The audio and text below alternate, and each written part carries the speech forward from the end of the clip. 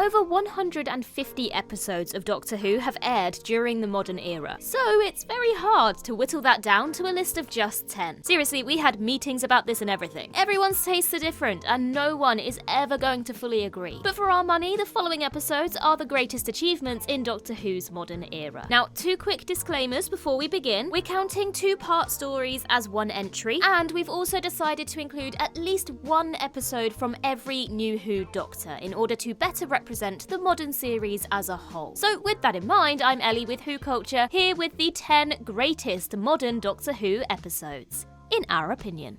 Number 10, The Haunting of Villa Diodati. The Haunting of Villa Diodati is a jump-scare-filled ghost story with a Doctor Who twist. Now, something that Doctor Who does well is putting a sci-fi spin on a real-life historical moment, and this episode is one of the best to do it. The implication that the lone Cyberman was the inspiration for the famous story of Frankenstein is a fascinating idea, and the Cybermen have never felt as formidable and ruthless as they do here. They truly are a monster to be feared. Now, that's not to say that they haven't been scary before, but with Ashad driven by volatile emotions and the unwavering belief that he is right no matter what, he seems much more brutal and unpredictable. It is funny that for a monster that's all about stripping emotions away, it was the decision to make Ashad a bit more emotional than usual that gave us one of the most interesting looks at the Cybermen we've ever seen to date. The Haunting of Villa Diodati also feels like a coming out party for the 13th Doctor. Jodie Whittaker is finally given something compelling to chew on. Her bubbly personality starts to chip away, and we see a darker, deeper side to the character, which ultimately leads to a noticeable shift in the dynamic between our hero and her companions, as she reminds them, and frankly the audience, that she is the Doctor. I think this is most highlighted in her line, "This team structure isn't flat. It's mountainous with me at the summit, in the stratosphere, alone. Left to choose." Throw in a fantastically atmospheric setting and an impressively fleshed out supporting cast, and The Haunting of Villa Diodati is easily the 13th Doctor's finest outing. Number 9, The Girl Who Waited. The Girl Who Waited is one of the most morally challenging situations the Doctor has ever faced. Because they're so powerful and clever, it's always difficult to find situations that actually test the Doctor. Usually it's, "Oh no, aliens!" followed by some cannon fodder deaths and a reset button, which makes for a thoroughly engaging story whenever that does happen. There are several stories in the modern era which see the Doctor face these intense moral decisions. There were Fires of Pompeii and The Beast Below, to name just 2 of them. But the scenario presented in The Girl Who Waited is much more personal, and that gives it much more weight. How will the Doctor handle the appearance of a second, older version of his companion, knowing full well he can't take both of them with him? Karen Gillan's performance as an older, more hardened Amy Pond is some of her best work in the entire show. The contrast between the young, optimistic Amy and the Amy who has lost hope carries the story beautifully, culminating in a heartwarming reconciliation between the pair en route to a tragic ending that leaves a lasting mark on your Doctor Who loving soul. The Girl Who Waited completely and utterly emphasises rule number 1. The Doctor lies. They might seem all cool and fun, but here we're reminded how alien they actually are. Cold and calculating, emotionally distant, and unpredictable. This episode also has a stunning production design. Plus, the word Apalapachia is just so fun to say. Apalapachia, Apalapachia, Apalapachia. Go on, you know you want to. Number 8, World Enough and Time and the Doctor Falls. The first of many 2-parters in this list, let's be honest. Peter Capaldi's final series finale hits all the marks that make a perfect Doctor Who story. Beginning with a dramatic cold open, no pun intended, before jumping to a much lighter comedic scene between Missy, Nardole and Bill, and then unfolding into a tense, high-stakes dilemma full of mystery, surprises and sacrifice. Plus a healthy dash of Moffat wibbly-wobbliness as well. Michelle Gomez and John Sim brought such wit and villainous charm to their respective masters. And so bringing both incarnations together on screen results in some of the most entertaining and enjoyable chaos the show has ever seen. Now, while the secret of John Sim's return had been a poorly kept one, it was still absolutely thrilling to once again hear that evil laugh and watch him wheel the Doctor around just as he did in Last of the Time Lords. The Doctor Falls also provides one of the Doctor's greatest speeches as he tries to appeal to both Missy and the Master. His revelation that his attempts to save lives is simply an act of kindness and attempts to make even the slightest difference regardless of winners or losers is such a powerful scene and highlights Peter Capaldi's unparalleled acting abilities as the Doctor. Doctor. Add in a powerful fall for Doctor number 12 and a gripping cliffhanger that leads directly into his swan song, and World Enough and Time and the Doctor Falls is captivating from the very first frame to the very last. It's easily Capaldi's best finale, and quite possibly Moffat's best too. Number 7. The Waters of Mars.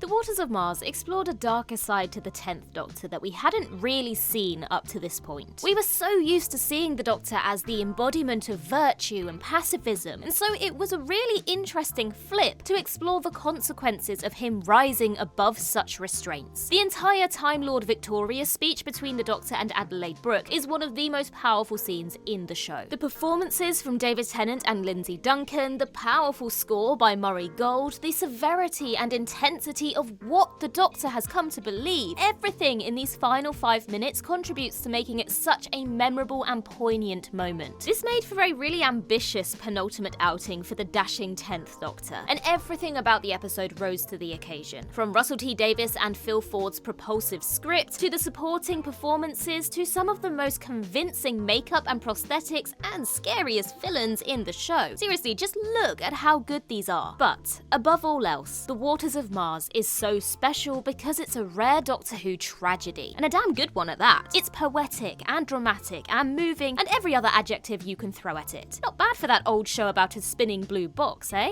Number 6. The Day of the Doctor.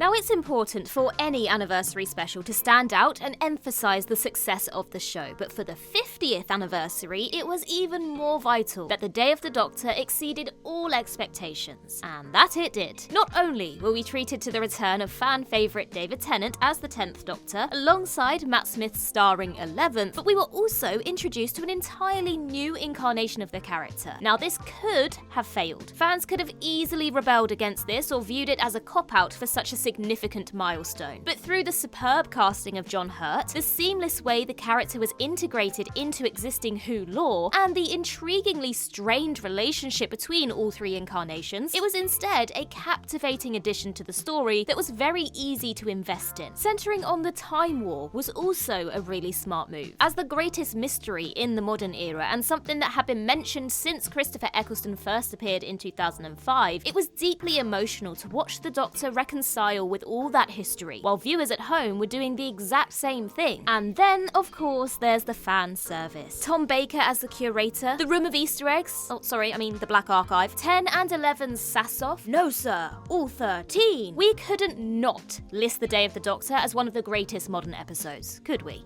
Number 5, The Empty Child and the Doctor Dances.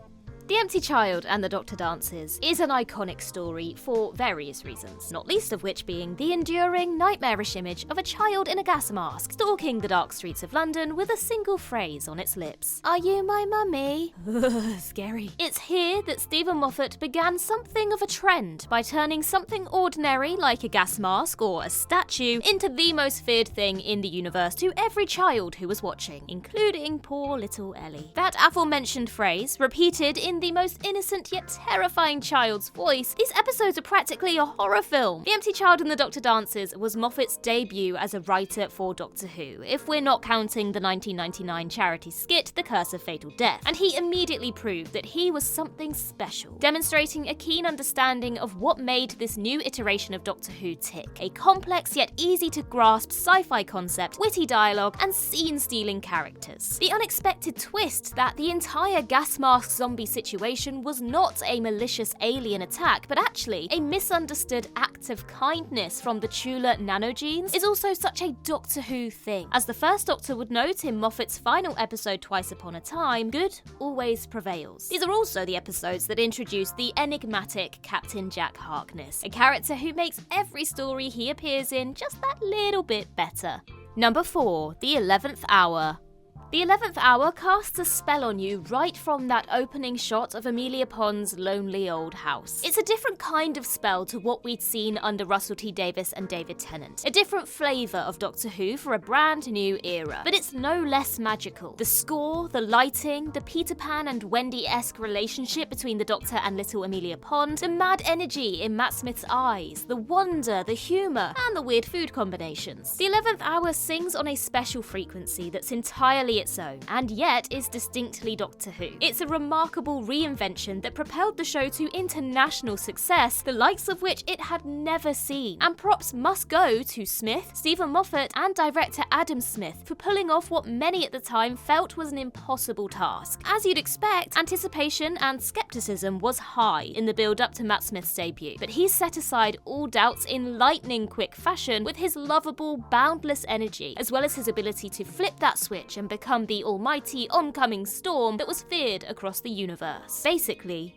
run. He also managed to make tweed jackets cool, which is no small feat. The 11th hour demonstrated the changes the show would see under new leadership, but it also maintained and in many ways improved all the fundamental elements that make Doctor Who such a successful show. Geronimo, indeed.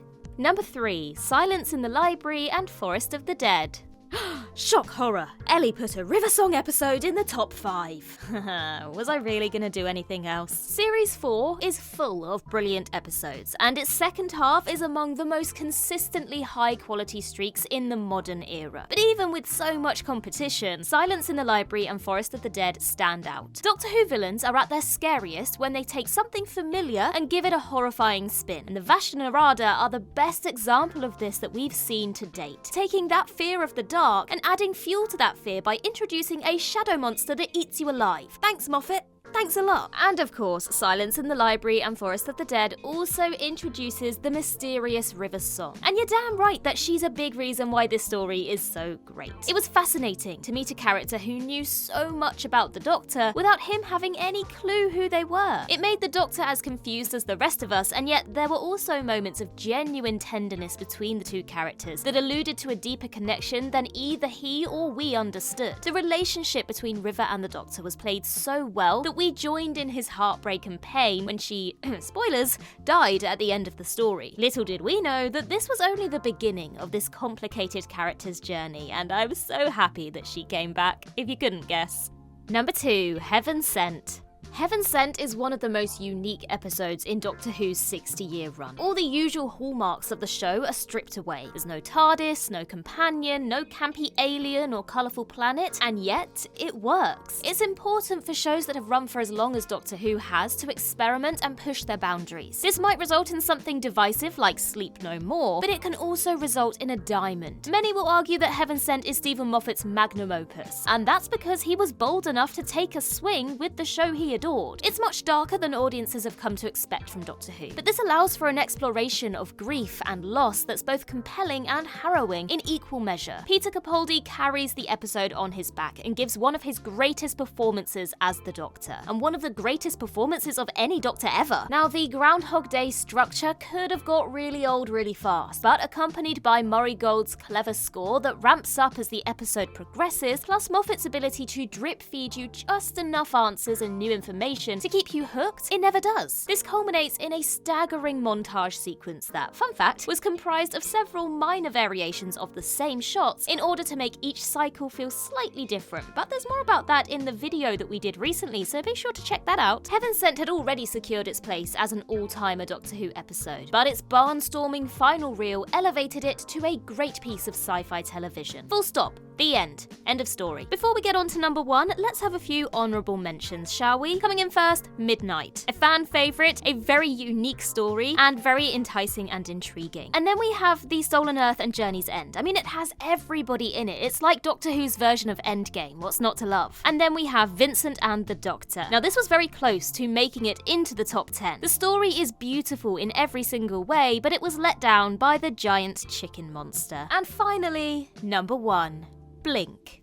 Now, like Heaven Sent, Blink was a risky episode that could easily have gone very wrong. Following a Doctor-like structure after the disappointment of Love and Monsters, would people respond to a Doctor Who episode without the Doctor in it? Well, yes, the risk paid off, resulting in one of the best Doctor Who episodes of all time, and the best episode in the modern series to date. It helped immensely that, unlike the previous Doctor-light attempt, the absence of our hero was woven into the plot in a more interesting manner, adding to the tension and thrills of the episode. The Doctor is always there in the background, spewing out cryptic dialogue and orchestrating events like an unseen, wibbly-wobbly puppet master. And even when he isn't around, Carey Mulligan gives such a powerful performance as Sally Spectre Sparrow that you barely even notice that the Doctor is missing. And of course, there's the Weeping Angels. Effortlessly one of the most compelling monsters in the show. They hold you in a firm grip, daring you to look away, but knowing that you're too scared to do that for fear of what might happen. The whole concept of don't blink is thrilling, and the idea that these creatures kill you with time, like the angels themselves, is oddly beautiful. Ultimately, Blink has it all. It's scary, dramatic, tense, sad, and even funny at times, all crammed into a 45-minute episode of telly. It thoroughly deserves its place as the greatest episode of modern Doctor Who.